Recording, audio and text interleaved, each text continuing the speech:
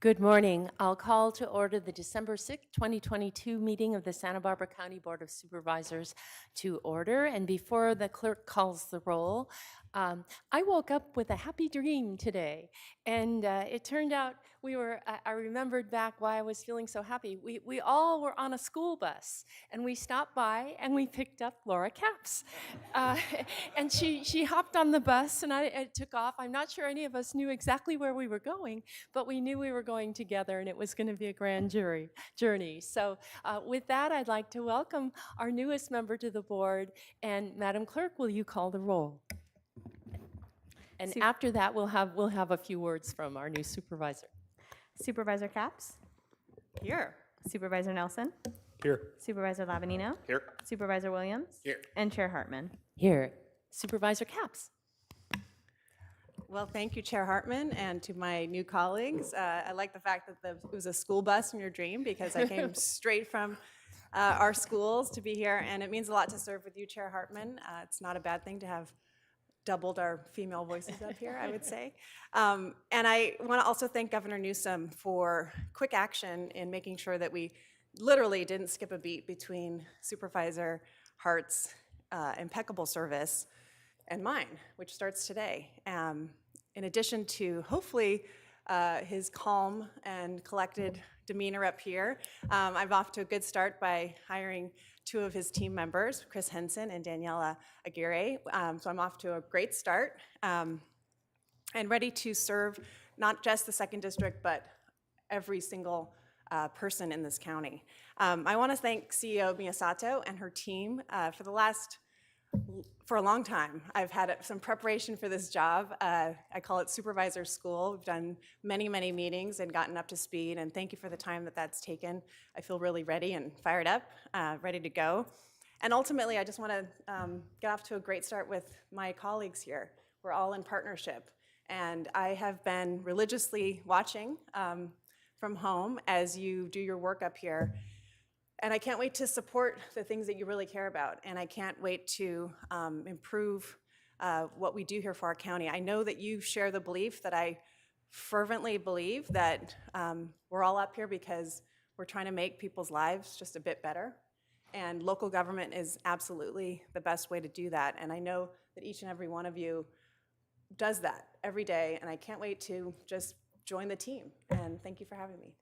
Thank you and welcome. So please stand and join me in the pledge. Ready? Begin. I pledge allegiance to the flag of the United States of America and to the republic for which it stands, one nation, under God, indivisible, with liberty and justice for all. I should add that there will be a ceremony at the first of the year that we'll get to more celebratory. But now it's down to business. And the first item of business is the minutes from November 22nd and November 29. May I have a motion? So moved. Second. Any discussion? All in favor say aye. Aye. Aye. Any opposed? Pass unanimously. CEO Miyasato, do you have a report today? No report this morning, Chair. And Madam Clerk?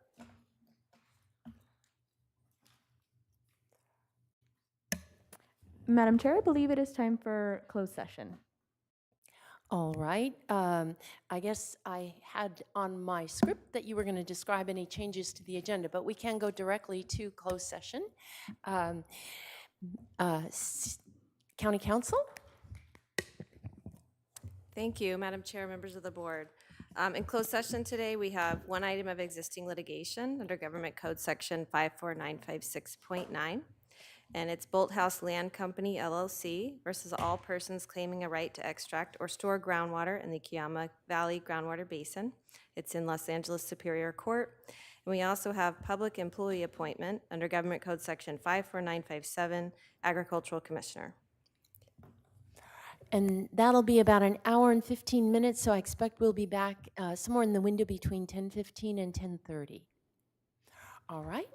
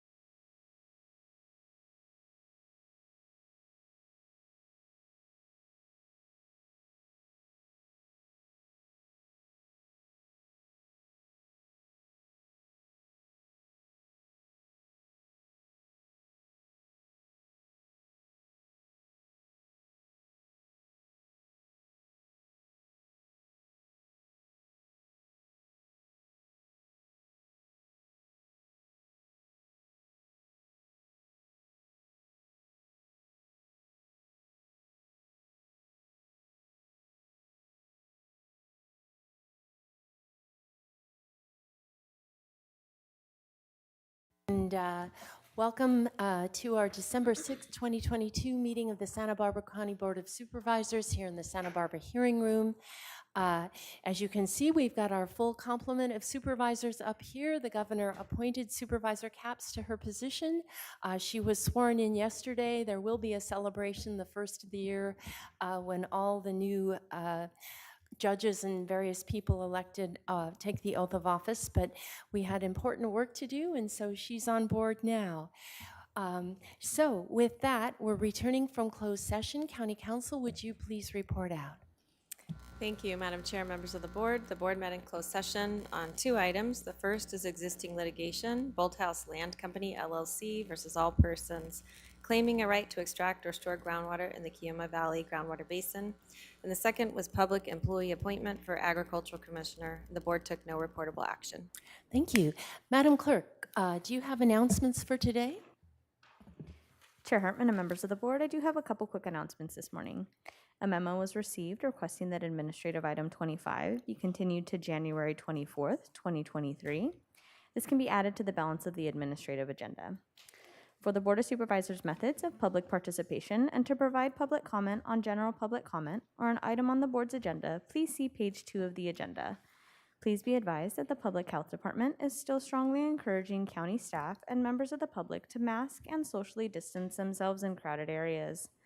Individuals that would like to provide a verbal public comment virtually may do so via Zoom by registering in advance via the link available on page 2.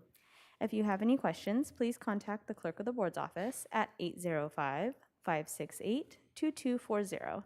That concludes my announcements for today. Thank you. And do any board members want to pull any agenda items? I would like to pull A5. Yeah, I was actually looking for a continuation on A9 and A25.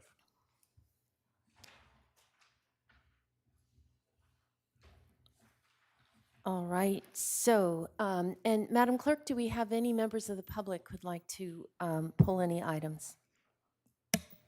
Chair Hartman and members of the board, we have 2 requests to speak on administrative item 5. All right. So would you read that into the record, please? Chair Hartman and members of the board, administrative item number 5 is from the District Attorney's Office. It is to consider recommendations regarding an agreement with Circo Data Analytics, LLC. This item requires a 4/5 vote.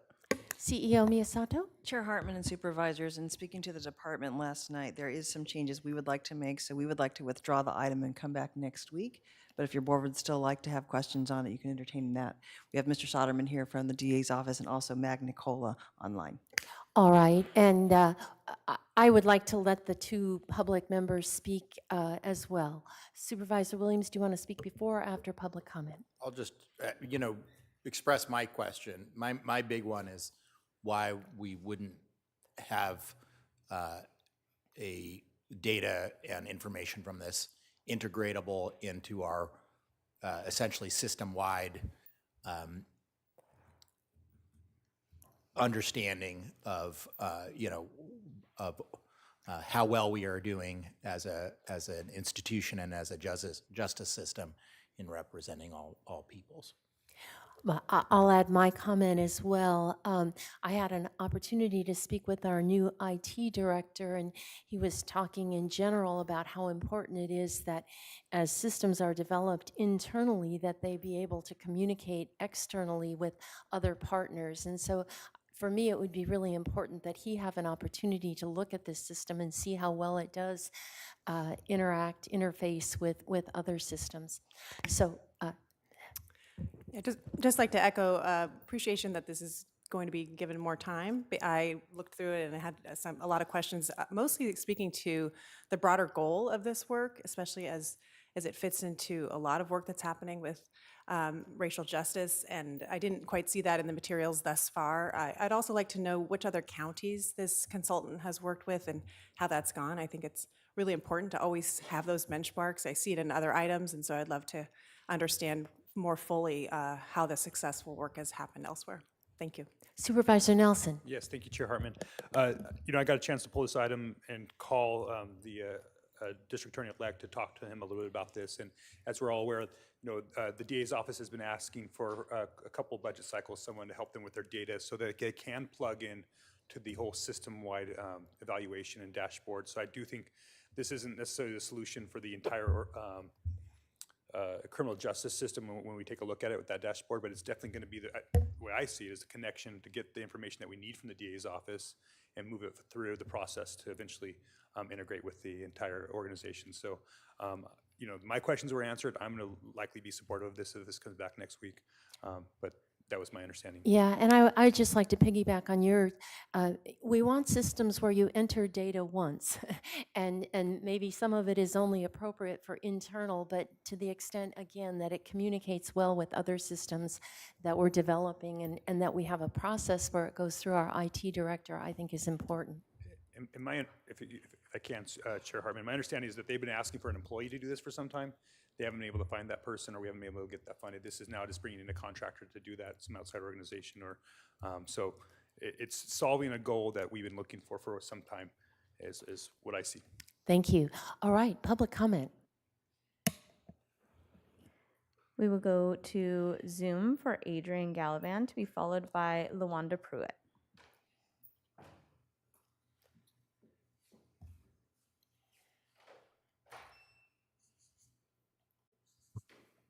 My name is Adrian Galvan.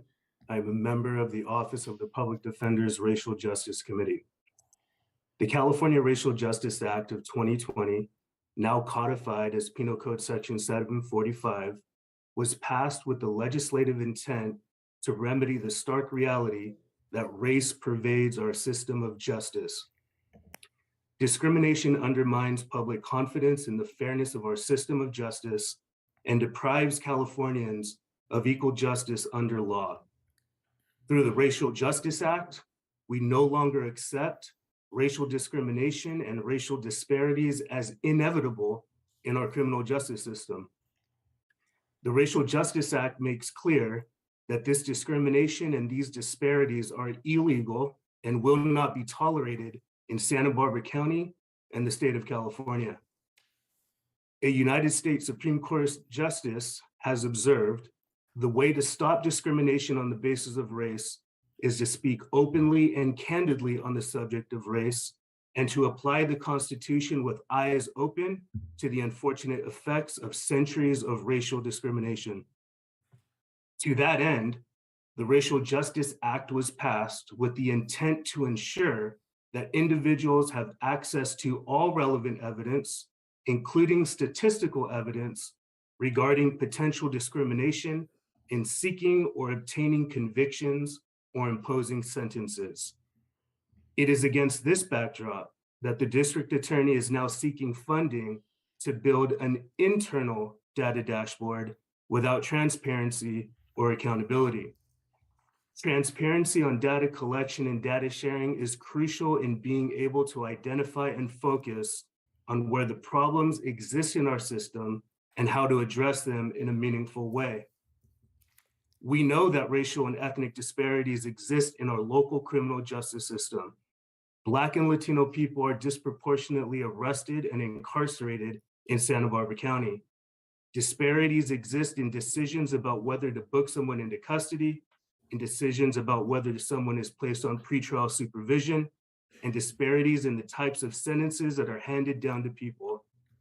The Office of the Public Defender's Racial Justice Committee is committed to ensuring transparency, equity, and accountability.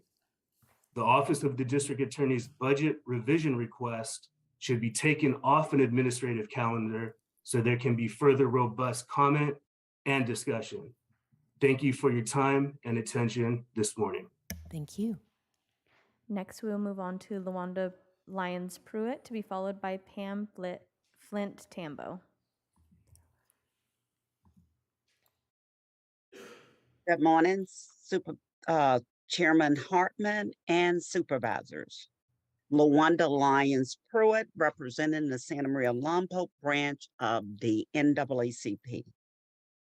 We are dismayed, disheartened, disappointed to see this item on the agenda and believe This internal database request is contrary to your commitment to racial justice, especially after the May 25th, 2020 brutal murder of George Floyd. So just 2.5 years later, here we are, and we want to go internal rather than being transparent. Interestingly, I Googled this company and I found the exact template that is being presented to the board at placer.ca.gov. It is the exact same template. I think in the spirit of your commitment to racial justice, anything with internal is disingenuous. It is not in sync with your commitment to racial justice, transparency, community, equity, and fairness. Penal Code 745 is about disparate treatment, and to request an internal database implies that our district attorney and other district attorneys throughout California are going back to the playbook. We, the public, deserves to know if race, ethnicity, and or national origin is the basis for conviction and or higher sentence. An external database informs the public and is accessible. And we have no problem with an external database. We definitely have a problem with an internal database. Penal Code 745 is about justice, something that we continue to wait on. Thank you. Thank you. Our last speaker, Pamphlet Tambo.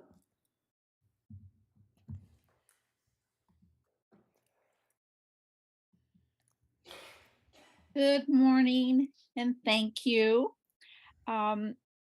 Today I'm speaking for myself because there's not been sufficient time to get approvals from the CLU Santa Barbara and the League of Women Voters Santa Barbara boards that we sometimes represent. 7 of our collaborative work group met this morning and discussed our concerns with the DA's request for funding the Securo Data Analytics Data Dashboard. So I was really pleased to hear the comments that you made this morning. So I've scratched half of what I was going to say to you and say thank you. I think we need to take some time.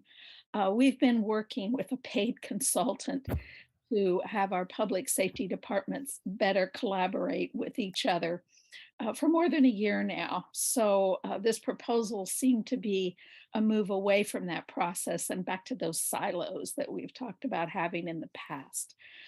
We believe that it's important that data be shared with all public safety departments and the public. And this is a national trend. So it's not something real unique in Santa Barbara. We're trying to keep up with the Joneses, I guess, around the country. We believe right now that supporting this particular dashboard is a move in the wrong direction, backwards, not forwards. So we're pleased that you're planning to delay this request and perhaps wait until the consultant and all the public safety departments have had the opportunity to review how this data dashboard will complement the other departments' dashboards and provide a better information system for our community and improve the criminal justice system we have in Santa Barbara County. So thank you. Thank you. Chair Hartman and members of the board, we have no further requests to speak. Supervisor Williams? I just move that we table this for another date and look forward to the adjustments that the DA would do to this item, especially those in regards to its integration with our dashboard system as a whole for the county and transparency to the public. So CEO Miyasato, we'll withdraw this. We don't have another date. Is that correct? We can confer with the department to see what the date, whether we can make next week or if there has to be changes to the contract and we can come back then not until January. But just to, I want to just, on behalf of the district attorney's office and DA-elect Sobernak, I don't think the intention was not to share the data.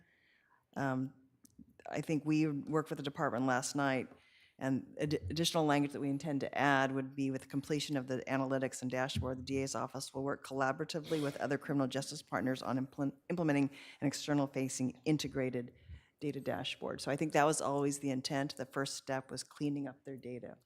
As far as to the racial justice issues, I think Chief Deputy Magnicola is on the line today, or you can wait for Attorney-elect, DA-elect, sorry, Savernock, who could probably be at a future meeting. Unfortunately, he couldn't be here today.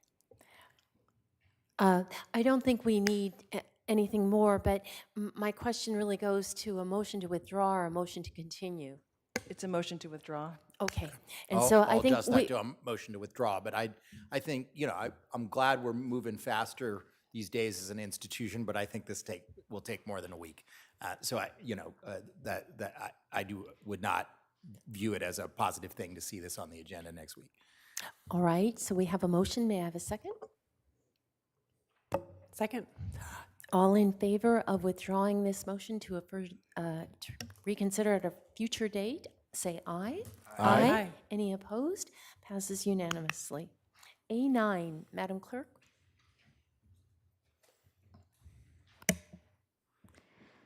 Chair Hartman and members of the board, administrative item 9 is from the Planning and Development Department.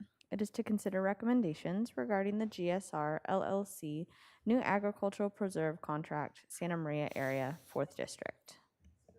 Supervisor Nelson? Yes, thank you, Chair Hartman. I pull this item and I'm actually asking for it to be continued to next week. This is an ag preserve contract in my district. The ownership is a successor to the Greca company, and they're going to be decommissioning some oil operations on the property. I want to understand that a little bit better before I move forward with the contract. I want to see how that potentially might impact the agricultural operations on that parcel. And I know that often we're trying to get these Williamson Act contracts finished by the end of the year. So I think just another week wouldn't hurt. And I've talked to county council, and I think that's acceptable, if I understand correctly. Madam Chair, Supervisor Nelson, yes, that's correct. Okay, so I'm hoping to make a motion to Okay, continue this item. so I think what we just need at this point then is we're going to pull A25. I gather we still have, do we have to read that into the record, or can we just, we're going to continue A9 and A25. I think we can just include that in the motion for the balance of the agenda. So the motion would be then to continue A9 to December 13th and A25 to January 24th. Yeah, that's going to be my motion, to approve the balance of the agenda with those continuations. All right, may I have a second? I'll second. All in favor say aye. Aye. Aye. Any opposed? Motion passes unanimously. That brings us to item A24. Madam Clerk, would you read that into the record, please? Chair Hartman and members of the board, administrative item 24 is sponsored by Supervisor Hartman. It is to adopt a resolution of commendation honoring Deputy Chief Probation Officer Kimberly Sheen for over 10 years of dedicated service to the County of Santa Barbara and over 25 years of service to the justice system. Joining us here in person, we have Kimberly Sheen and her family. If you will join us at the podium, I will now read the resolution into the record. Whereas Kimberly Sheen was born in Athens, Greece, growing up in a variety of countries overseas and ultimately moving to California during her high school years. She attended California Lutheran University, receiving a Bachelor's of Science degree in Administration of Justice. Deputy Chief Sheen went on to graduate with her Juris Doctor from Santa Barbara and Ventura College of Law and is a member of the State Bar. And whereas she began her career in the field of probation with the Ventura County Probation Agency, serving in a variety of assignments during her 25 years. She played a key role in launching a recovery classroom program, assisting youth to remain in their home and community while getting the treatment they needed. She joined the Santa Barbara County Probation Department in 2012 as a probation manager with oversight of the Santa Barbara Adult Division, and in 2017 was promoted to acting Deputy Chief Probation Officer, and in 2018 to Deputy Chief Probation Officer, serving in the Adult, Juvenile, and ultimately in the Juvenile Facilities Division. And whereas, during her 35 years of service, Deputy Chief Sheen worked to strengthen justice partner collaboration expanded housing and employment options for justice-involved individuals, launched the department's pretrial assessment and supervision programs, and expanded treatment opportunities for youth in custody. Her goal of elevating community, family, and justice-involved voices continued throughout her career. And whereas Deputy Chief Sheen volunteered her time over a decade to Santa Clara Legal Aid and is looking forward to returning to this pro bono work in her retirement. She plans to teach at local community colleges, helping to share her experience and knowledge with those interested in the field of probation and community corrections. And whereas Deputy Chief Sheen is looking forward to spending more time with her wife Erin, son Leo, and going on road trips to visit daughter Cameron in the Bay Area. She is excited to assist in transitioning a new deputy chief into the department while continuing her work towards the implementation of a new commitment program to the Juvenile Justice Center. Now, therefore, be it ordered and resolved that this Board of Supervisors recognizes Kimberly Sheen for over 35 years of dedicated service to the field of probation, with the final 10 years to the citizens of Santa Barbara County and the Santa Barbara County Probation Department, and extend her best wishes for a fulfilling, enjoyable, and rewarding retirement, passed and adopted today.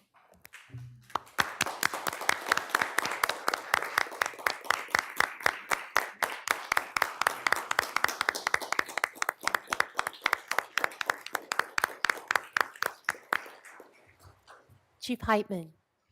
Chair Hartman and supervisors. A little over 10 years ago, as a Deputy Chief Probation Officer, I sat on an interview panel for probation manager and had the pleasure of interviewing Kim Sheehan. Kim was from Ventura County Probation Agency at the time and was looking for an opportunity to grow and develop her potential. And I was looking for a manager who could see criminal justice reform as an opportunity. Brendan Burchard once said, "Remember, when you knock on the door of opportunity, it is work who answers." I think I can safely say that was very true in Kim's case. Kim joined our team, and from the start, every opportunity was accompanied by a crazy amount of work. But Kim rose to the occasion and shared her passion and spirit of innovation with those she worked with. Most notably, she saw the opportunity that zero bail presented during the early days of the pandemic and worked closely with the court and the other criminal justice stakeholders to utilize a newly implemented pretrial assessment and supervision program to assist the court during a challenging time while improving our local public safety outcomes. She also recognized the potential that leveraging housing options had for our clients and partnered with HCD and other partners to expand and enhance housing opportunities that have made an incredible difference in the lives of so many. She has proven herself to be fiercely loyal, dedicated, committed, and resourceful, as well as calm in a storm. I think everyone would agree that the probation department in recent years has not been a place of calm and quiet, and instead often involved stormy conditions. We've worked through so many reform-driven changes to the law, program, modifications and funding streams, and new initiatives, and Kim has been key to many of them. She has worked long hours and capitalized on challenges, ensuring that they were realized as opportunities, with careful planning and creativity. And in the process, she often found herself balancing our vision for implementation with the difficult realities of workload, change fatigue, and resource limitations. Kim understands that delicate balancing act, but she's also driven to improve and innovate. She ensured that the department's mission to protect and serve were effectively balanced. With over 35 years of service, Kim has been an exceptional public servant who has embraced and understood that probation is all about opportunity and the balancing act between hope and accountability. I'm better for knowing Kim and having had the opportunity to work with her. And yes, that opportunity sometimes involved more work on my part as well as hers. I want to thank Kim's family, Erin, Leo, and Cameron, for all the time that they shared her with us and the many after-hours calls that they endured. But most importantly, I want to thank Kim for all that she brought to our department, our community, and our partnership. We would not have been able to accomplish so much with so little if it weren't for her tenacity and dedication. She is so very deserving of every opportunity that retirement can afford her.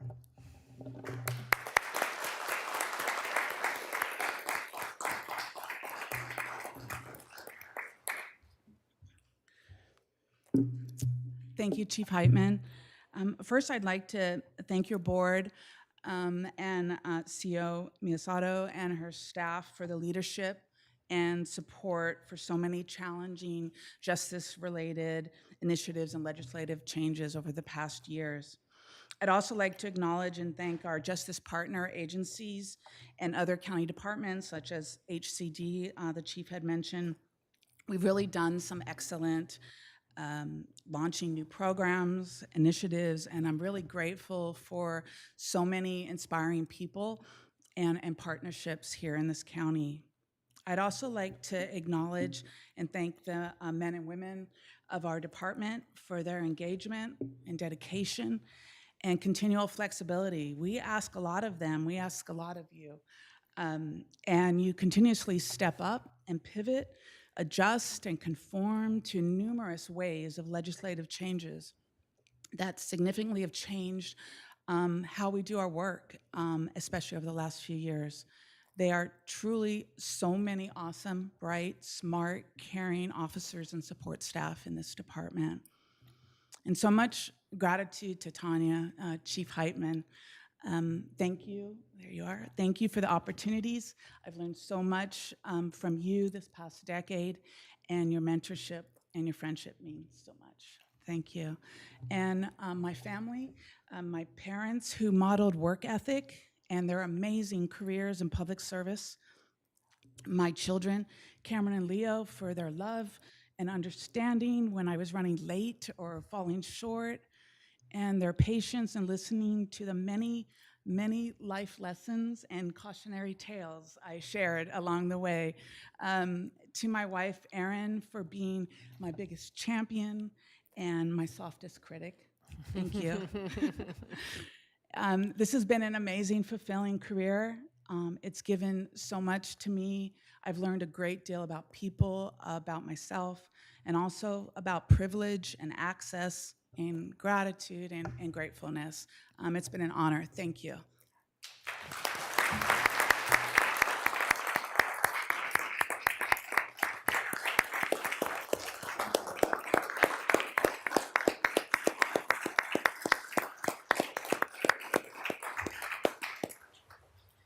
One thing I've learned is that probation is a very tight-knit family, and I see some long faces out there.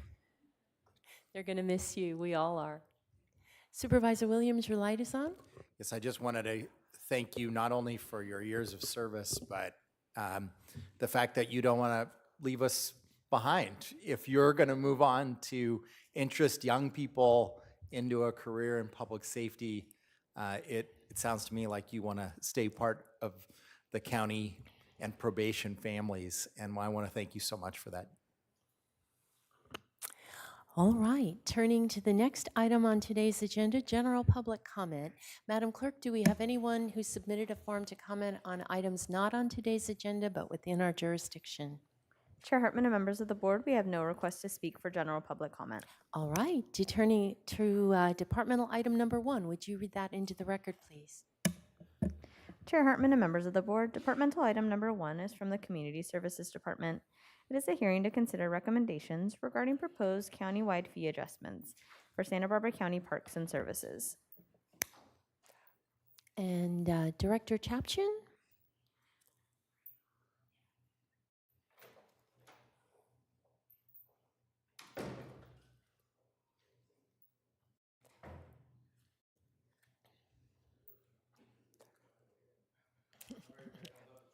Sure.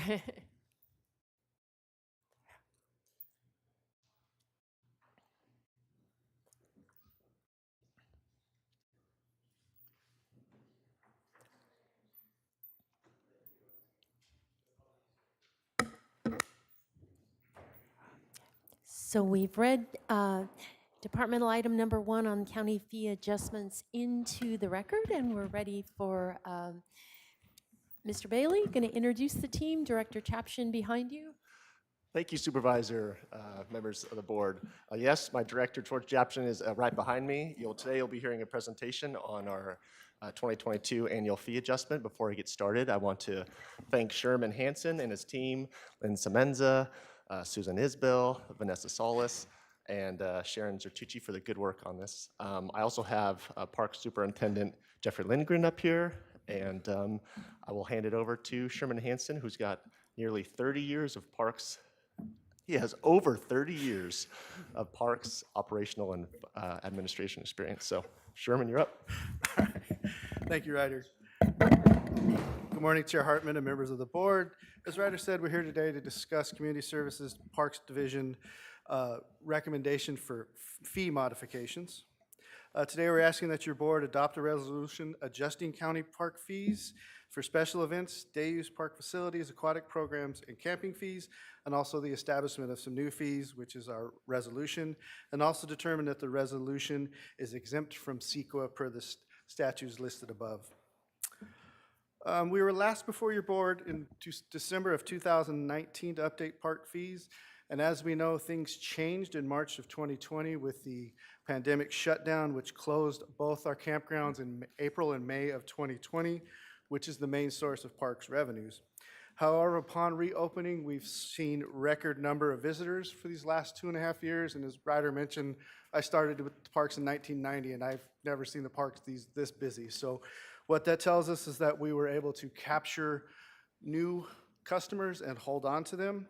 What we've seen is, while Halama always remains strong, Kachuma tent and RV sites off-season occupancy levels have increased between 10 to 30%, and the cabins have also seen an increase of 20 to 40% at Kachuma.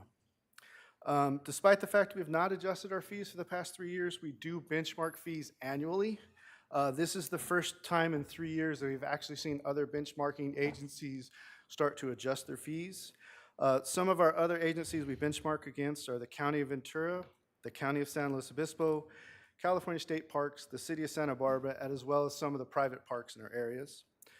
Out of the approximate 200 fees that we have, staff is recommending we update 73 of them, which means we're leaving about 127 unchanged. We're recommending to increase 64 fees, which is primarily in our camping parks. The establishment of two new fees for our North County athletic field usage, and also the elimination of 7 fees. Parks fees help to offset the operational cost of our county parks and facilities. Parks Division generates approximately 46% of its operating fees from charges for service. As you can see from the chart up there, it's about $8 million. Of that $8 million, approximately $7 million is camping fees, and then additional $1 million from our day use group areas and special events. The charges also show we receive $1.7 million in concession revenues, which makes up about 10% of our budget and is mostly driven by our restaurant concessions, Hooked Cafe at Kachuma Lake, the Halama Beach Store, the Boathouse Restaurant at Royal Borough, and we're hoping the soon-to-be open Elwood at Goleta Beach. Our general fund contribution is approximately 23% or $3.9 million. So if you look at it this way, for every $1 million in general fund revenue we receive, Parks generates more than $2, every $1 in general fund revenue, Parks generates more than $2 in charges for service or concession fees. Parks also receives an additional $2.5 million in earmarked maintenance funding, which I'd like to thank the board for as someone who spent many years out in the field. When I first started, we'd actually use nails. So now it's nice to be able to actually do some very large maintenance projects. So we appreciate that funding. As noted in a previous slide, we are recommending updating approximately 70 fees. These next few slides, we will highlight some of these recommended changes. Staff would also like to point out we are not recommending any changes to our day use large group areas, as these facilities are used mostly by local residents as an economical way to enjoy our parks. In this slide, we note fees to our sports fields for Waller and Orchid Community Park. Staff is now recommending a tiered fee schedule for field usage, as there is more demand due to traveling teams and just the growth in North County. The The new policy gives preference to the local youth and sports groups and allows us to take into consideration field usage. As we know, 8 or 9-year-olds practicing soccer for an hour do not have the same impact as an adult game on a Sunday afternoon. Staff, we also would like to recommend establishing tournament fees and then security deposits for groups, just to make sure that they have a little stake in the game for using the fields.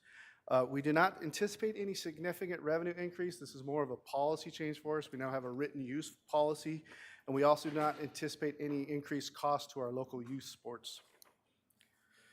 The slide also notes a decrease in our junior card fees. Due to the program being shortened from a 3-week program to a 2-week program, this better aligns with what other county junior guard programs are on the South Coast. Our staff has noticed over the last few years that even though the participants sign up for 3 weeks, most of them do not attend all 3 weeks of the session due to family obligations. This will also allow us to, our junior guards are usually our junior guard instructors are usually more experienced guards. This will give them an opportunity to get the newer guards on and get them trained for the beaches and the pools before they jump into the junior guard program. This slide shows recommended changes to Kachuma Lake Recreation Area. Staff is recommending to increase camping fees on 10 to 15% on average, with the exception of the extra vehicle overnight fee going from $10 to $15. Staff is also recommending the elimination of the pet entry fee, as benchmarking is showing that many campgrounds are moving away from a pet fee. Staff is also recommending reservation fees be increased from $8 to $10, as this better aligns with benchmarking research and also helps offset the cost of our online reservation system and credit card processing fees. Staff is estimating these fees will increase revenues by approximately $470,000. This next slide continues to show recommended changes to Kachuma fees. Staff is recommending to eliminate the off-season rate for cabins, as the last 2 years demand for cabins at Kachuma remained strong in the off-season, and currently occupancy rates in the off-season are similar to those of Halama, which does not have an off-season rate. Staff is also recommending to increase the group camping fees by a minor amount. These fees have not been raised since 2015. Finally, staff is recommending to eliminate the daily and yearly RV storage fees and increase the monthly fee to $90. Benchmarking research shows average monthly fee between $90 and $100. And for the past 2 years, there's actually been a waiting list, so we have not been able to even use the daily fee. Benchmarking also shows no other facility offers a yearly discount, and our online payment software actually does not support a yearly discounted fee, so it turns in from an online process to a manual process because staff has to go in and override to enter the yearly fee. We estimate these changes will increase revenues by about $46,000 per year. This next slide shows staff is recommending updates to Halama Beach fees, not pictured in this slide, but similar to Kachuma, staff is recommending the extra vehicle overnight fee go from $10 to $15, and also the elimination of the pet day use fee. As with Kachuma, the staff is recommending the single-family campsite fees be increased by 10 to 15%, and cabin fees be increased by 5%. As with Kachuma, the group camping fees have not been updated since 2015. So we are recommending an increase of Abalone Point fee to $300, given its close proximity to the water, and Starfish Cove be increased to $275 per night. We estimate the updates in these fees will produce approximately $150,000 in revenues. Our final slide about fee changes. Staff is recommending to increase the courthouse garden wedding fees from $900 to $1,000 per wedding, and the mural room fee from $400 to $500. Even with these two increases, these two wedding venues are still among the least expensive in the county. I'd also like to give a shout out to our special events team. The wedding venues at the courthouse have been named the top wedding venue for 2 years in a row in Santa Barbara. During the shutdown, we went from 0 revenues to now we're back up to 300 to 400 weddings per year and about $300,000 in revenue. And the special events last fiscal year, 21-22, brought in almost $550,000 from 0 the year before. So big shout out to our special events team. Staff is also recommending we increase the Lompoc Veterans venue fees from $400 to $600 for the auditorium and $203 for the banquet room. These fees now mirror the other 2 similar facilities in the Lompoc Valley. As noted earlier, the Parks Division still needs general fund dollars to maintain current levels of operation. While staff estimates the proposed fee adjustment will generate an additional $700,000 per year, it will still not meet the county's full cost recovery policy, as the department has determined that to set fees at full cost recovery would be cost prohibitive to the public. We did present this to the Park Commission on October 27th, and they unanimously recommended that the Board of Supervisors approve the fee adjustments. If approved today, the new fees will take effect January 4th, 2023. Thank you for your time, and Ryder and I and Jeff are available to answer any questions you might have. Supervisor Nelson. Yes, thank you, Chair Hartman. At first, I just wanted to acknowledge that, it seems like the maintenance, some people are always concerned about that, but it really has been an investment because we've seen our facilities used at a greater rate, which is bringing in additional income. And so, I just want to kind of get a pitch out there for maintenance because, in the past, some of our facilities were pretty dilapidated. And so people wouldn't necessarily want to travel and be there. And so even though it's not sexy, maintenance can have a return on investment, and we're seeing it there in our Parks Department. So I wanted to just really acknowledge that and the leadership of the Parks Department and the board to continue to invest in our deferred maintenance backlog, especially within our parks, because it impacts so many of our neighbors and our communities as well as our visitors. I wanted to reiterate or make sure I heard it right. These proposed changes will not impact the fees that are currently charged to our youth sports programs. Yeah, Supervisor Nelson, through the chair, that is correct. Basically, what we have done now is that we have a written policy on field usage, but we're not planning on changing or increasing the fees we charge the local sports groups that use those fields. Okay, thank you. And the reason why I'm asking that is in part because, I don't think cost recovery should be the goal of parks, right? We're trying to bring up, everybody pays their taxes. Those should go towards quality of life investments like parks. And so I don't think that should necessarily be the goal of parks is for cost recovery. We obviously need to cover costs and address those needs. But cost recovery, I don't think should be the same kind of goal it is in other parts and other services that we offer, especially since parks are often something that's available to those who don't have a lot. I used to be a teacher in Lompoc, and when I'd always ask on the first day of school, where everybody went for the summer, I was always shocked that most of the kids in the Lompoc Valley that I taught never left Santa Barbara County. So it's really important for many of our families to be able to access and utilize our parks facilities, especially in the Lompoc Valley and throughout our community.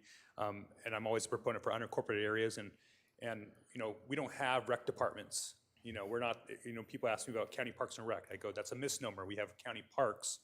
I believe the only rec program we have is the junior lifeguards. Other than that, we are provide the facilities, but we rely on our schools and our nonprofits to come around and support our unincorporated areas, unlike our municipal locations. So I'm a big fan of the work that you're doing. I am concerned, though, about the fee increase and what it's saying here, that that's to offset expenses. You showed us the revenue picture. I didn't see the expense picture. And so, is there an anticipated deficit? What are we looking at there? Are these funds really, if it's offsetting costs, that I have an issue with that potentially. If it's to reinvest, that's a whole nother discussion. And so I want to make sure I hear from you about how it's being presented to us as the board, because I didn't see what our projected expenses are for next year. It may be too soon, but that was unclear. The other question, and I'm sure you guys will get to as well, is the KPMG report. You guys are in process with that, and what efficiencies and cost-saving measures that we might see out of that might cover some of these expenses as well. So, I'm trying to up here, I'm not a big fan of raising fees, and so, it's got to be a business case that I can go out and defend to my constituents. And you guys have given me a lot of good information and a lot of good reasons, but I'm not quite there yet, so I need some more if I'm going to be able to support these fees. Supervisor Nelson, to the chair. It is a little bit early in the budget development process. I've been doing these fees. We've been doing these fees since at least 2015 together. And during the budget process, the first thing we tackle is our organic S&B salary benefit growth. Generally runs 3 to 4% a year. So we're looking every year as part of the budget process, a $300,000 to $400,000 deficit right off the bat. This is just to pay the same folks from the prior year for rising costs, raises, COLAs, salaries and benefits, retirement costs. That doesn't include any other cost of increasing supplies, toilet paper, rakes, nails. Sherman can really get in the weeds on that, but that's a high-level, quick picture of our offsetting expenses. So it is a little early in the budget process, but these fees are really important to kind of help offset that predictable expense growth. You also had a question about the KPMG report. We are working on that. I believe you'll have a report back to the board sometime early next year, but I'm not sure of the exact date of the report. And if I could continue. So that's where I'm struggling here. You know, if this was to, you know, we're raising fees to reinvest back into our park system, it's a different sales pitch to me than just, you know, raising fees to cover those types of expenses, the ongoing expense, especially when we should first be looking at our KPMG report as what are efficiencies can we get in the organization so that we might be able to reduce costs or address some of those concerns. So I know it's a big picture that we're all looking at, but those are my concerns.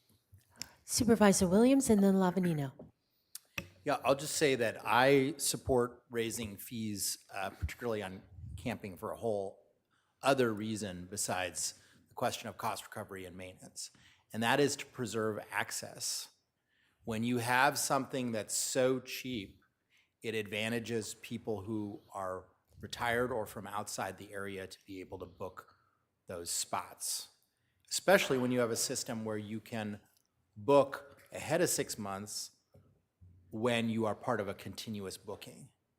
So if you are trying to book Halama, good luck. If you do it on the very first day, most of the on a weekend, most of the spots will already have been taken. And that is something that exists when you do not price things high enough to preserve access for working people. So ironically, the prices are so low that somebody who's got a job that, you know, during the week can't get a booking.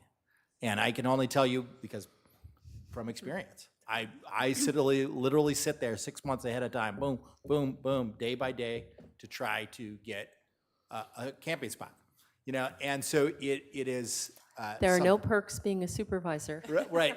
Well, and so, you know, it is something that is also true of the state park system. It's a real weakness in the state park system, but I think particularly at Halama, we should be doing this so that it's an asset for local people and not just a gem for people from out of town to vacation at. Supervisor Lavanino. Thank you, Madam Chair. Is there any public comment on this first? I'm just curious. Chair Hartman and members of the board, we have one request to speak on this item. All right, I'll wait till after public. Supervisor Capps. Thank you, Chair Hartman. I love our county parks. I've been a fan all of my life, and I'm just grateful that this is the first departmental issue I get to speak to because thank you for the work that you do. I appreciated the thoughtfulness of the presentation, especially the benchmarking. You'll hear this as a refrain from me. I really want to know what other counties are doing, and I thought the extensiveness by which the benchmarks were included in this presentation was very persuasive as to why we should be raising these fees. Second point is I really I appreciate the fact that the emphasis is not on day use because that's really what locals use predominantly. I have appreciated Supervisor Williams' experience with camping. I've had the same, but yet day use, I just was I rented Goleta Beach not too long ago. I think I shared this when we met, and it was such an incredible bargain. A ranger came and checked on us, so clean, the bathrooms are excellent. So you've made a good case to me. I'm curious a little bit about how frequently our fees have been raised. What was the last time in which the fees have been raised? I didn't see that sort of context. That's part one. Part two is how do these increases get communicated to the public so that people aren't caught off guard if they've been planning their camping trip, et cetera? Supervisor Capps, through the chair. The last time we raised fees was December of 2019. We benchmark every year, but it's been my experience probably every 2 to 3 years we'll see an increase. In 2019, the board did grant us permission to raise just camping fees, which is just the RVs, the tents, the yurts, and the cabins based on a CPI index. but we still benchmark before we even consider that. We do put notifications out to the public that the fees were going to be at the board today. We will also send out an email blast to our constituents because of things like if it is approved, the trailer storage fees going up, to allow folks an opportunity to see if they want to move their vehicle or if you know, they still have a chance to pay the yearly till January 4th. So maybe they want to jump in and pay the yearly one last time. Thank you. I had a couple of questions. The first, I know some time ago we implemented a reduced fee for county parks for veterans, and I just want to make sure that's still in effect. Yes, Chair Hartman, we have our annual pass discount is $10 for veterans. And that was 2018, I think we instituted it. And I think I checked a couple weeks ago and we're averaging somewhere between 400 to 500 annual passes a year for veterans. Terrific. The other question, you mentioned that the fees are going up at the Lompoc Veterans Memorial. And is there a preference for veterans when they're renting it for their purposes? Yeah, Chair Hartman, the veterans actually get to use the building for free if they're having a veteran-sponsored event. And what about if it's not a veterans event, but it's a veteran maybe getting married, or sadly, maybe it's a memorial service? Are there any discounts for veterans in that context? Yeah, it would be the same. If it's a veteran, that we've had, unfortunately, we've had a few funerals lately for veterans, and those are free. Okay, wonderful. And my final question is, when people stay overnight at Kachuma or at Halama, do they pay TOT? Is that part of the fee?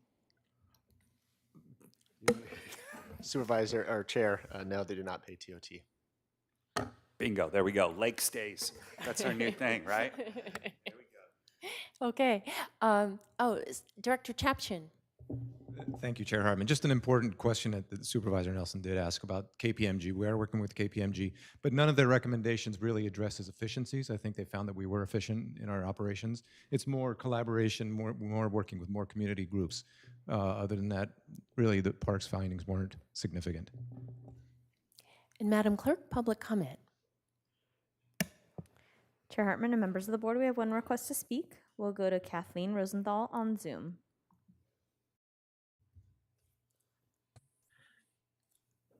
Can you all hear me? We can, loud and clear. Okay, well, good morning, supervisors, and especially good morning and welcome to Supervisor Capps. We're so glad to have you join the board. My name is Kathleen Rosenthal. I represent our coalition Save Santa Barbara Equestrian Trails and the Santa Ynez Valley Riders up here in the Santa Ynez Valley. I wanted to first preface my comments by saying how helpful the park staff has been in helping me understand the fee increases and also somewhat of the park's budget and stuff. It's been very eye-opening. I had sent a letter to you summarizing in particular equestrian uses in surrounding counties and what the surrounding counties have as far as facilities for equestrians. One of the ideas that we have been raising with the park staff is the possibility of a horse camp at Live Oak Camp at Kachuma. Right now, I had also submitted some photos of, unfortunately, an illegal trail that had been cut out at Kachuma through the Santa Ynez riverbed during both festivals. And I have to tell you, our volunteers tried to make this trail less of an attractive nuisance over the summer, and we obliterated the trail. And then you can see it, how it came back following the Reggae on the Mountain Festival just last month. And we find this very unfortunate, and we'd like to work closer with the parks staff out there to ensure this doesn't become like a braided trail system through the creek bed and destroy the waterfowl habitat that's out there. There are actually comprehensive, conservation element policies that protect this particular area for waterfowl on the north shore of Kachuma. It is our hope that you will consider our proposal for a horse camp at Live Oak. I've been talking with the staff out there, and it doesn't necessarily have to be at Live Oak Camp, but perhaps in the parking lot for the trailhead, there's a lot of area out there that's not used in between larger events out there at Live Oak. So we hope that in the future, there will be a broadening of and consideration of different types of uses out there.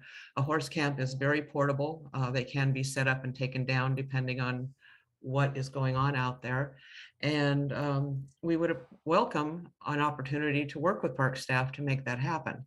So I hope you'll learn from the summary that we put out regarding the surrounding counties and what they're doing with equestrian uses and their promotion of equestrian uses. We believe that anything that goes on out there also needs to be supported by advertising and publicity, which we hope will be coming in the future for at least the equestrian experience at Live Oak Trail. So thank you all very much for the opportunity to speak this morning, and thank you again to park staff for doing such a great job. Thank you. Supervisor Levanino. Thank you, Madam Chair. I was just going to say, first off, in the staff report, very well done. And I also always appreciate not just percentages, but the actual dollar amount, because sometimes if you're moving it from $10 to $13, the percentage sounds like a lot. It's not a whole heck of a lot. So I appreciate you guys having both those on there, and please keep it that way. It's a lot easier to read it that way. You know, for me, I understand what Bob's saying. I think it is a reinvestment, even if it is salaries and benefits, because the guy that's actually there is the one doing the work. I don't think I've ever seen Kachuma in better condition. When I take my kids to the park, my grandkids, my kids, yeah. It's hard to get a 40-year-old to go down a slide. So, no, I take my grandkids, we drive by 4 or 5. Lap. What's that? In your lap. Yeah, exactly. We drive by like 4 or 5 city parks to get to Waller Park. That's their favorite one to go to, and it's in excellent condition. I think people vote with their pocketbook and with their feet, and I think they're telling us that it's fair and reasonable. And when I look at these costs, even though they are going up, they're still well within the range. And I think most people are more interested in them when they get to the park. They want to see it well maintained, well run, and I think just for the fact that you can tell by how difficult it is to get a reservation that we're doing a good job. So I appreciate I'll be able to support this. For myself, I wanted to appreciate Ms. Rosenthal's research that she's done in the submission. I would note that although she says there's only one equestrian hiker trail in the county for equestrians and for hikers, it is the 3,000-acre Live Oak site. So that's a big chunk of our whole county system. But I did want to voice my support for the idea of a horse camp, and I think she's done some good benchmark research here for us that most other counties do have that, and that is a highly desirable area. Mr. Lindgren, is there anything you'd like to comment on about that?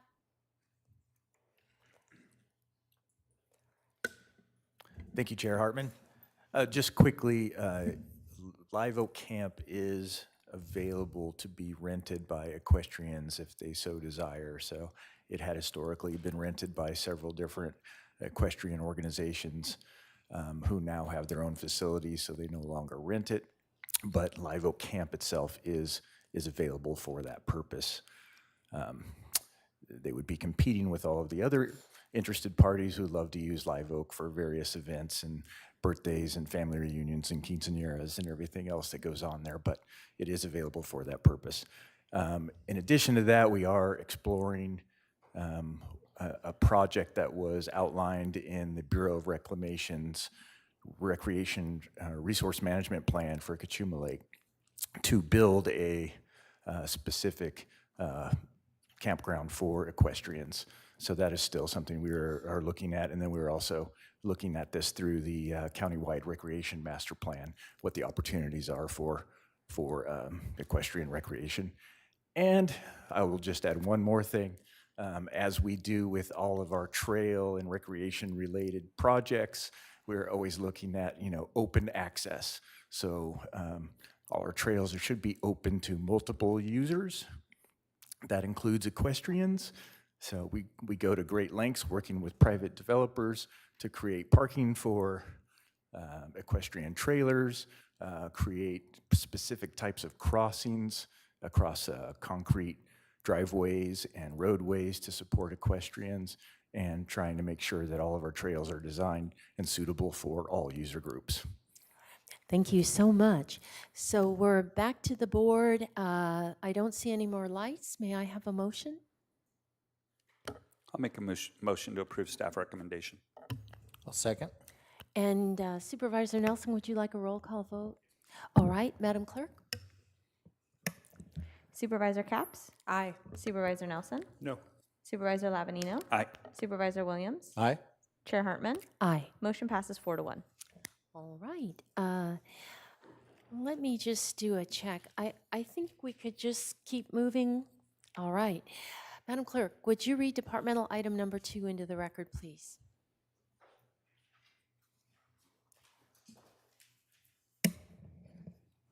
Chair Hartman and members of the board, departmental item number 2 is from the County Executive Office. It is a hearing to consider recommendations regarding the 2022 annual report and accomplishments from the county's federal and state legislative advocates and adoption of the 2023 legislative platform.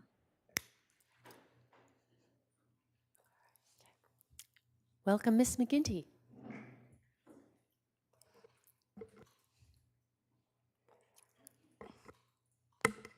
Good morning, Chair Hartman and members of the board. Thank you for having us today. Today we are going to present on the 2023 legislative platform and also ask and have our federal advocates as well as our state advocates give an update on the 2022 annual report. So to start off our presentation, we are going to have Don Gilchrist from Thomas Walters & Associates give the federal update. Welcome, Mr. Gilchrist. Great to see you in person. Thank you very much. Great to see all of you. Thank you for the chance to speak to you this afternoon about your federal platform. Just for the record again, Don Gilchrist with Thomas Walters & Associates. And if we're talking about outcomes for 2022, we have to start out by acknowledging that Congress is struggling to complete legislative business in a lame duck session, and there are numerous bills that are in play for potential consideration here at the end of the year. Everything ranging from a potential mental health care package to immigration reform to pandemic money and preparedness issues, and everything that you can imagine in between. Issues just keep popping up. But the main thing is completing the appropriations process, and that has been a big part of our lobbying for the county in 2022. The FY22 bills were completed in March. That's 5 months late since the fiscal year starts on October 1. And for the first time in over 10 years, those appropriations bills included member projects that were designated by members of the House and the Senate. And Representative Carbajal was able to provide funding for 2 county projects in that bill, the Santa Barbara Veterans Memorial Building and the Lompoc Health Clinic. And of course, now the FY23 bills are the main thing as we try to finish up the current appropriations for this fiscal year. Again, there are projects in there for the county. Representative Carbajal has been able to insert funding for the San Marcos Road Stabilization Project, as well as for the Orchid Library Project. And those are in the House versions of the bills, and we're working to see if we can get them to be retained as Congress finishes up the legislation for appropriations. Apart from appropriations, this was a big year for the county's clean energy priority, and that was achieved when President Biden signed into law the Inflation Reduction Act. That included $369 billion for clean energy and climate change mitigation. Certainly, this is the most aggressive climate investment that Congress has ever done, and that was a big accomplishment and one of your top priorities. We have been able to reauthorize the Violence Against Women Act and expand those programs, and as I said, we're hoping to finish up other bills here at the end of the year. If we could advance to the next slide, please. Just really briefly talking about next year, we have to acknowledge we're moving back into divided government territory, and so it will be a little bit different year. Apart from the normal partisan division, the leadership in the Republican Party in the House and the Senate is weakened, due to challenges from within, and that's going to make legislating very interesting, very complicated next year. We will certainly see congressional Republicans pushing back on some of the federal spending initiatives, trying to show more restraint in the area of spending. They've made clear they're going to do aggressive oversight of the Biden administration. But President Biden will continue to have enormous influence through the implementation of programs, through executive actions that he can take, talking about things like the bipartisan infrastructure legislation and the Inflation Reduction Act. Those are on the books and will be implemented. For the infrastructure law, we're moving into year 2 of that 5-year program. And so those grant opportunities will continue to be something that we pay very close attention to and work with your county staff on. But no doubt it's going to be an interesting year next year. The federal process is always chaotic and unpredictable, and it will certainly continue to be so next year. So I'll just conclude by saying I look forward to continuing to work with you to implement the platform that you're going to adopt today. Great. And any questions for Mr. Gilchrist?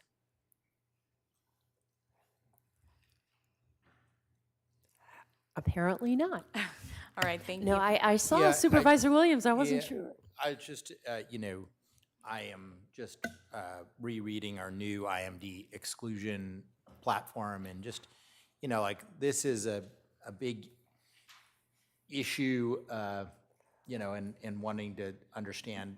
I know I understand it's both a lobbying at the state and federal level on this. It's essentially, as I understand it, so that the state of California can get a waiver from the federal requirements for the IND exclusion, because right now we can only have the 16 beds at the PUF, and every other facility can only get 16 beds that are reimbursed because of this sort of arbitrary idea that these facilities should be 16 beds or under.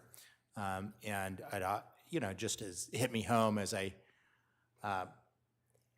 talked to somebody in the ER yesterday, and just, we continue to have folks that probably should be in the PUF hanging out at the ER for terminal offices. So I just want to highlight that need. Supervisor Nelson.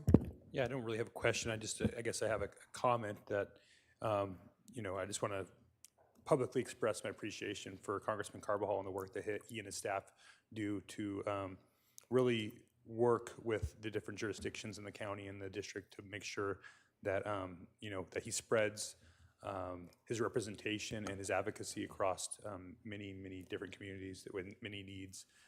Everybody's got their hand out looking for help, and everybody, thinks that, federal government is the solution. I think they judiciously go through the applications or the proposals from the various jurisdictions. And I'm not just saying that as someone who potentially is getting some for our community, but it really he's done a great job. And so, partisanship aside, I think Salud and his team is representing us well up there and making sure that some of these allocations of funds are coming back to the taxpayers here in Santa Barbara County. So just wanted to publicly acknowledge that. And if I might add, money for the Orchid Library helps our whole library system.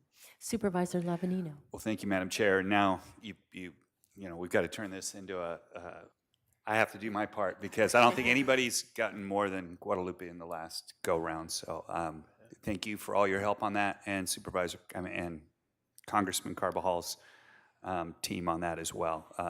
It doesn't take a lot of money in a small community to make a big difference, but he has delivered, I would probably have to say, tens of millions of dollars just in this last year there, and it is going to change that community. So thank you. All right. Ms. McGinty. Yes, thank you so much. Thank you, Don, for the update. And now we will turn it over to Cliff Berg with Governmental Advocates on Zoom to give our state annual report. Thank you, Jasmine. Can everybody hear me okay? We can. Thank you, Supervisor. And I did want to congratulate Supervisor Capps on our appointment by the governor to the board. And I want to thank the governor's office for working closely with the county on making that happen.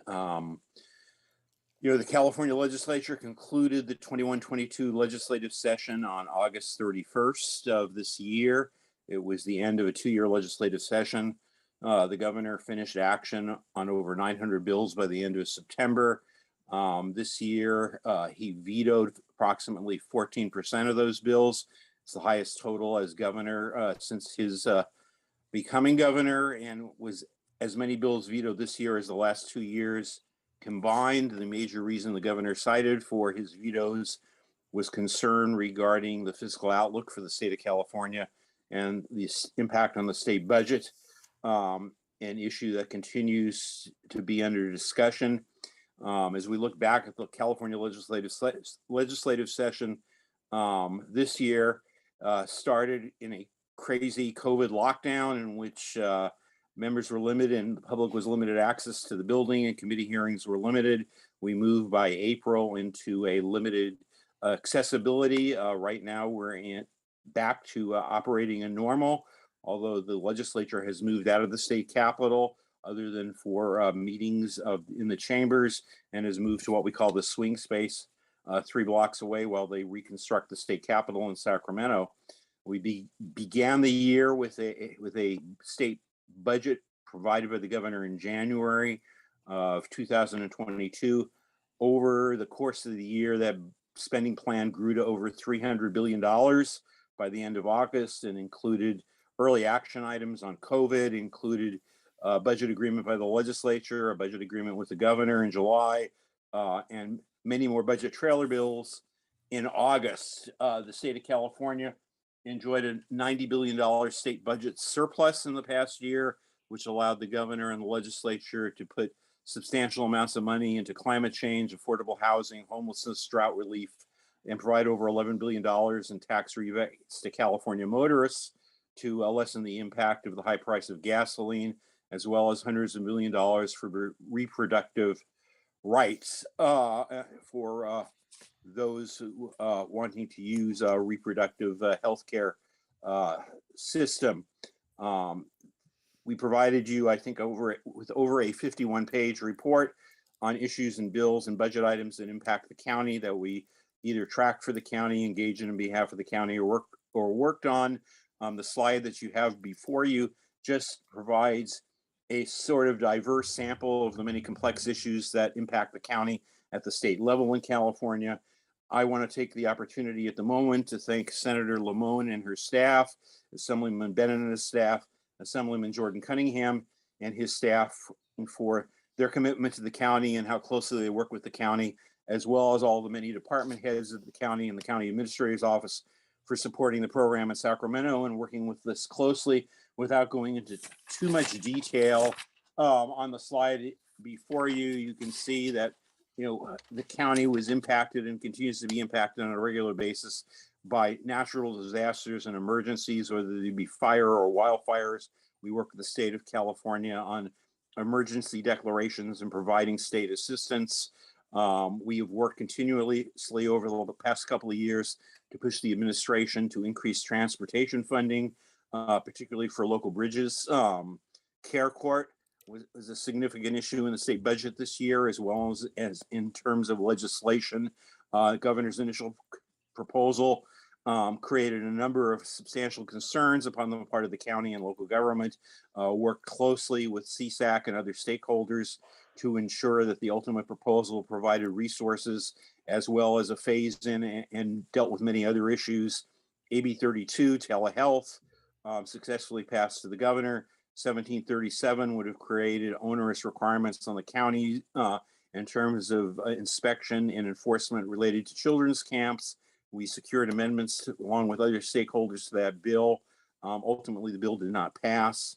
2201, Assemblyman Bennett worked with us very closely on a groundwater sustainability bill, addressed a number of concerns. We continue to work with him on replacement wells and other issues. Ultimately, due to the complex nature of the issues involved and concern from other stakeholders, the bill was put on hold, expected to be back next year.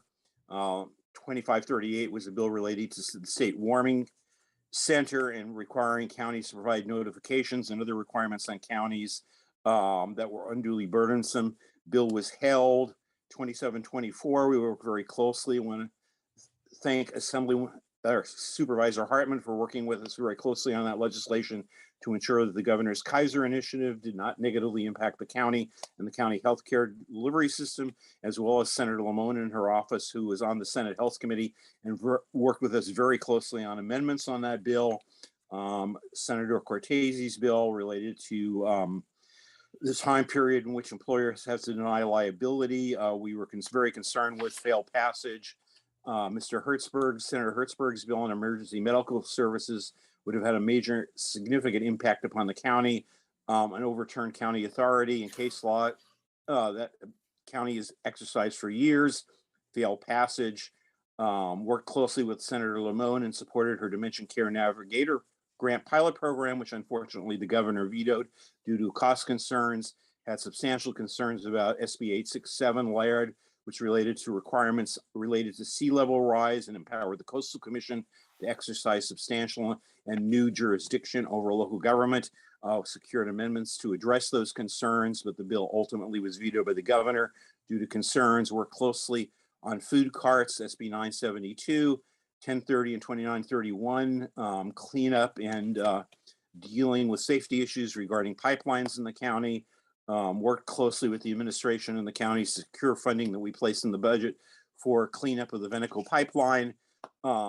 All of those issues just give you a sort of a diverse feel for the overall nature of the various issues that impact the county. The California legislature reconvened yesterday, banged the gavel, and commenced the 22-23 legislative session. Elected leadership swore in the new members that were elected in November. The biggest takeaway, I think, in terms of the new legislature is the number of new members that we will have due to substantial numbers of members choosing not to run for re-election as a result of term limits, COVID, and reapportionment. The legislature is now gone in recess and will return January 4th. The governor will provide his state budget by January 10th. Issues of concern regarding the state budget continue to grow. The state legislative analysts provided a report in November, which indicated a potential $25 billion shortfall in state revenues as a result of revenues coming in below projections. Do not believe that is any final estimate, and that we will continue to monitor that closely to determine whether those numbers increase, decrease. It's a fluid situation at the moment. The legislative analysts basically described it as a problem, not a crisis. But we will see how the overall budget situation develops. That will determine whether there's an opportunity for what we call in the state level member requests at the federal level earmarks. The legislature also banged the gavel yesterday on the governor's special session, in which the governor has called upon the state legislature to pass legislation addressing as he describes it, windfall profits in the oil industry. While the legislative special session has convened, it's not clear yet where the legislature is going to go on the governor's proposals. And the budget process itself will continue out through what we call the May revise, when the State Department of Finance recalculates revenues and expenditures. Happy to answer any questions that you may have regarding the past year or the upcoming year in Sacramento. Thank you all. Thank you. So do board members have any questions? Supervisor Nelson. Yes, thank you, Chair Hartman. I'm just going to take this opportunity also just to thank my Assemblyman Cunningham, that has just recently retired and moved back into the private sector. I thought Jordan's service to Northern Santa Barbara County was great. He showed what working across the aisle can do as somebody that was in the minority party, getting a lot of legislation passed in his time in Sacramento, helping the residents of California and of the 35th District on issues of infrastructure, human trafficking, protection of children online. I think he was a great champion for families, and his service will be missed. Looking forward, though, to us being served by, of course, our former colleague, Greg Hart, from here on out. Any other comments? So Ms. McGinty? Yes, thank you so much. All right, so in addition to hearing the 2022 annual reports from our state and federal advocates, we would also like to ask the board today to adopt the 2023 county legislative platform. So just a quick overview of the Legislative Program Committee. This is a standing subcommittee of the Board of Supervisors, and it includes 2 supervisors. We meet on a monthly basis, and those meetings are open to the public. That committee is briefed on pending legislation of interest to the county, and we provide continuous status and advocacy updates to advance the county principles. So the committee reviews the draft 2023 platform and recommends moving to the Board of Supervisors. So the legislative platform contains prioritized legislative principles, specific issues, projects and programs that warranted targeted advocacy for the year, funding requests, and legislation. Once approved, advocacy strategies are used to advance those principles and planks. The legislative principles that we have identified, they did not change for the 2023 year, although last year we did add one on diversity, equity, and inclusion.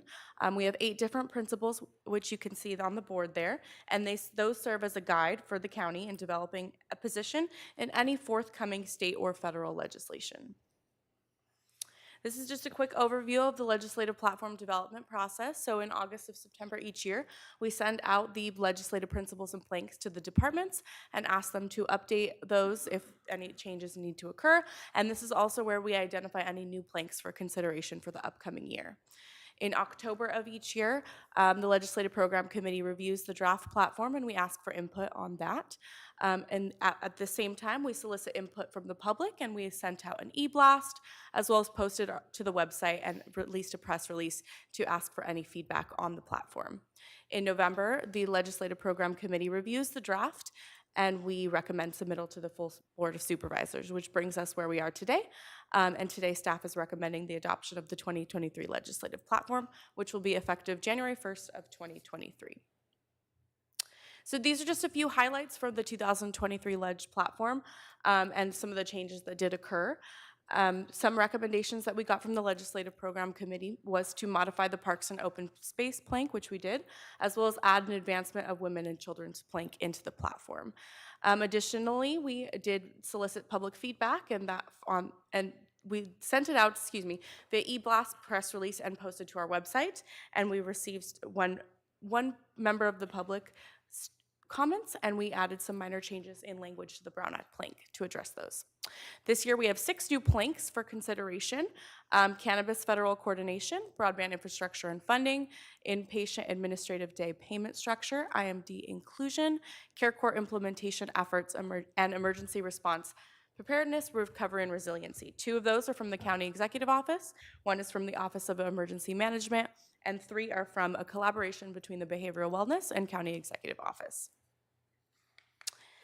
So with those changes, today staff is recommending you receive the board receive and file an update on the annual reports for state and federal advocates, as well as adopt the 2023 legislative platform and find that the proposed actions do not constitute a project within the meaning of CEQA. So with that, Dawn, Cliff, myself, as well as departments are available for any questions you may have. Thank you so much. And do any board members have questions on the Ledge platform? Supervisor Nelson. Yes, thank you, Chair Hartman. You know, there's sometimes that there's letters that are sent from the Ledge Committee advocacy directly, and then there's some items that come to the Board of Supervisors. Can you help me on what the difference is and what's that criteria? Absolutely. So if there is a bill, a pending legislation that impacts the county, if it fits within our legislative platform and it falls under one of the planks or principles that we identified, then we send the planks, we send the advocacy letters directly. If it doesn't fall within our platform, then we take it to the Ledge Committee first for consideration, which then moves to the full board for consideration. Okay, thank you. Supervisor Capps. Thank you. Thank you, Chair Hartman. I'd like to take the opportunity to thank Ms. McGinty as well as Mr. Berg and CEO Miyasato for the effort with the governor's office to make sure that I was sitting here today. So thank you. And I just want to particularly thank Chair Hartman and Supervisor Williams for the work on this legislative work. It's obviously extremely important. I paid particular notice to attachment D, which is the emphasis on women and girls, and appreciate the addition of the advocating for additional family leave. Family leave and also permanently extending the child tax credit. It's extremely important to our county. We still have extremely high poverty rates. It's improved slightly thanks to the influx of funding from COVID, but we know how vital these programs are. And so I just want to make the pitch. It doesn't necessarily need to be included because you have indicated here, but with these programs, they take outreach funds, and the state does provide outreach funds that are available to counties through NGOs. And it's extremely important because it's one thing to just have a good program like the Earned Income Tax Credit that's actually putting dollars back into the pockets of hardworking people, low-income workers. But if our folks, if our neighbors aren't actually accessing those dollars, we're literally leaving state and federal money on the table that could be putting food on the table in these times of such extreme poverty. So I just want to always make a pitch at this opportunity and forward for making sure that we are accessing the funds that the state, that our folks are going to bat for with the state and feds to make sure that we can do much better when it comes to poverty. So you'll be hearing me talk about that a lot. I think there's a lot of opportunity to increase our numbers. I looked it up. This current year, 2022, in Santa Barbara County alone, our lowest income workers received $12 million from state and federal government in the form of child tax credits and earned income tax credits. So when we talk about women and children, poverty is front and center. Most people living in poverty have women as the heads of their households. So it's not just about important empowerment and women getting paid, it's literally about poverty. So I just want to thank you for the inclusion of that. I would put it even higher up on the list, but I appreciate all the other important work that goes into these legislative priorities. Thank you. Supervisor Williams. Well, that's a great point. And there's going to be a number of, because of the budget deficit, I think there's going to be a number of fights at a state level that we're going to have to be enormously vigilant on about mental health funding, care court implementation, social services potentially that usually comes up when the state goes into deficit. So I think it's timely to talk about how that can affect the least of ours in the community. Banner year on a federal government, I should just give you a congratulations. You know, I mean, to see such work being done on climate change, and it has already significantly affected the renewable industry. It was, so, you know, just to give you an idea, when it looked like the bill was not going to happen, we literally had the slowest quarter in renewable development in the last, I think, 10 years. You know, it was affecting the deployment of the energy transition that we really needed. And now we're seeing things turn around. And it had very real effects for us, you know, at 3CE. I serve as not only the county's representative, but the vice chair for the organization. And we were having, in times of very little growth, we were having a lot of push and pull, both in terms of unstable natural gas prices from the war in Ukraine to some of our renewable developers that had signed PPAs with us trying to come back for more money. And now we're seeing you know, a better picture because of the scale of renewable investment that's starting to take place. There's more options out there, and therefore the consumer is going to be in a better position. And it's because of the president, it's because of Congressman Carbajal, and it's because of the work that the lobbying corps and you yourself have done. So we really appreciate that. Next year, we hope we'll have just as good of a banner year at the state level in a defensive, I view more of a defensive stance. And I really appreciate the work that Cliff and governmental advocates have done. And it's going to be a test for us this next year, whether we can remain in a position of advantage with our legislative funding, our funding from the state, and our legislative platform. With that, then, Madam Clerk, do we have any members of the public who'd like to speak? Chair Hartman and members of the board, we have no request to speak for this item. Okay, well, as serving on the Ledge Committee with Supervisor Williams, I just want to thank Don Gilchrist for all your great reporting on the federal level, and Cliff Berg, who does a great job at the state level. Really appreciate that. And I also think we're very fortunate to have the delegation that we do. Congressman Carbajal is readily available. His staff is here. He's on the phone warning us about things that are on the horizon. Broadband was an example of that.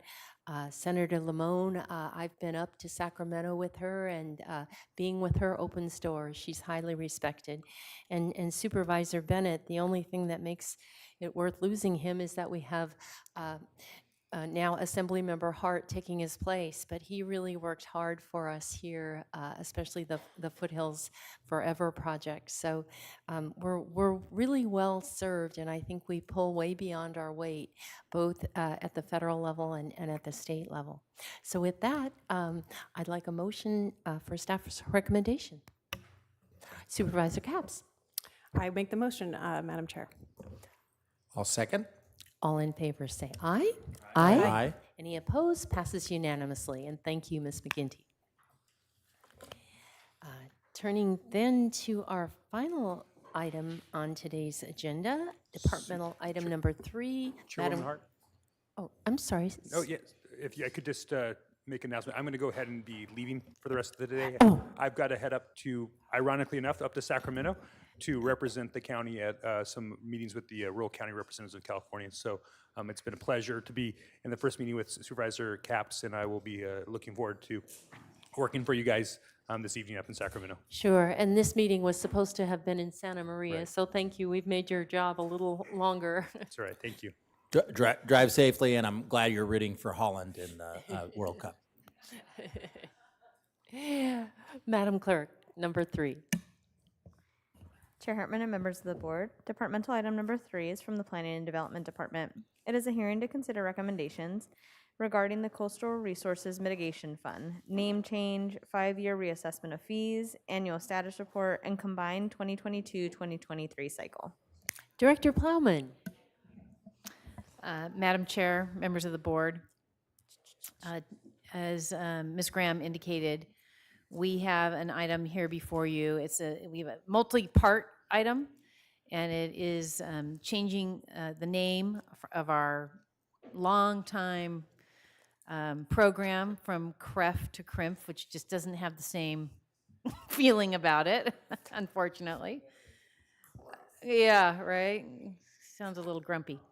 And then we have a 5-year reassessment of fees, our annual status report, and a discussion about the combined 2022-2023 cycle. And today we have Aaron Briggs, supervising planner. We have Ray Harmon, who is the planner on the case, and then we have John Zorovich, our deputy director. So with that, I'm going to turn it over to Ms. Harmon. Good morning, Board of Supervisors. I'm Ray Hartman, and I will now be presenting on the Coastal Resources Mitigation Fund program. The first recommended action is with regard to the proposed name change. The county received a trademark complaint concerning the acronym CREF in connection with this program. In response, staff is proposing to rename the program Coastal Resources Mitigation Fund, or CRUMF. The second action item is regarding the reassessment of fees. Permits for 3 oil and gas projects, Santa Ynez Unit, Point Arguello, and Point Pedernales, each require the payment of mitigation fees to the CRUMF program for the life of each project. The location of these projects can be seen on this map. Santa Ynez Unit is located off the Gaviota coast. Point Arguello is off the southern coast of Vandenberg Air Force Base, and Point Pedernales is just north of that. The CRUMF guidelines stipulate a process by which these mitigation fees that are required to be paid for these projects are reassessed at 5-year intervals. You may recall in June of 2016, your board approved a mid-cycle reassessment for the years 2015 through 2017 for the Santa Ynez and Point Arguello facilities because both facilities ceased operations due to the shutdown of the Plains All-American Pipeline. In 2017, the board approved the 5-year reassessment for 2018 to 22, and this 23 to 27 reassessment marks the 8th 5-year reassessment. During the 5-year reassessment, the 3 oil and gas projects are assigned up to 5 points per year in each of the 4 impact categories, which are coastal aesthetics, coastal recreation, coastal tourism, and environmentally sensitive coastal resources. The points are multiplied by a fixed dollar amount to determine the CRUMF fee of each project. The fixed dollar amount was $20,000 in 1988, and it's adjusted every 5 years based on the change in the Consumer Price Index, or CPI. And the revised CPI adjusted dollar value for the 23 to 27 period is $53,100 per CRUMF point. Staff recommends the 2023 to 27 schedule of CRUMF fees shown in this table. Details about these reassessments are included in Attachment A of the board letter. These reassessments assume that both the Point Arguello project and Santa Ynez unit will continue to be shut down through the 5-year period. If the facilities are able to operate within this 5-year period, staff will conduct a mid-cycle reassessment. With the Point Pedernales project, this 5-year reassessment reflects mostly a status quo of its operations. Both Freeport-McMoRan and ExxonMobil have reviewed staff proposed reassessments for their respective facilities and concur with staff's recommendations. Another recommended action before you today is the filing of the annual status report. The annual Coastal Resources Mitigation Fund status report, which is included as attachment B of the board letter, reviews the status of the 330 grants provided from CRUMF since 1988. The report organizes the CRUMF grants by district and then by category.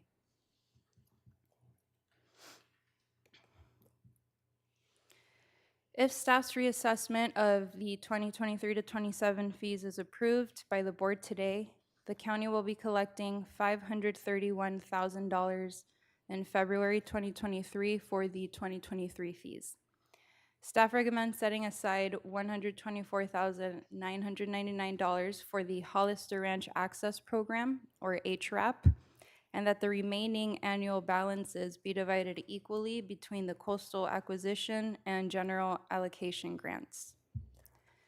The HRAP currently has an existing balance of $750,002 with an allocation of $124,999 from each of the 2022 and 2023 fees. The HRAP will have a total of $1 million. This would meet the Coastal Commission's special condition that requires the Point Arguello project to provide $1 million through its CRUMF fees. And this $1 million is earmarked to provide initial costs for the development of a public access program for Hollister Ranch.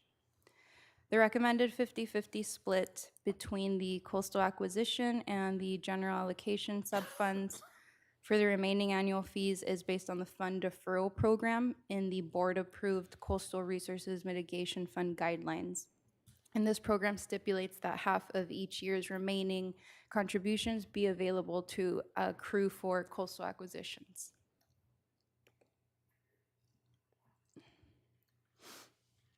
Staff recommends that the board amend the CRUMF guidelines to document the actions described today and in the board letter. Specifically, the Coastal Resources Enhancement Fund guidelines would be amended to be renamed the Coastal Resources Mitigation Fund guidelines. In addition, the guidelines would be amended to reflect the approved reassessment of fees for the years 2023 to 2027.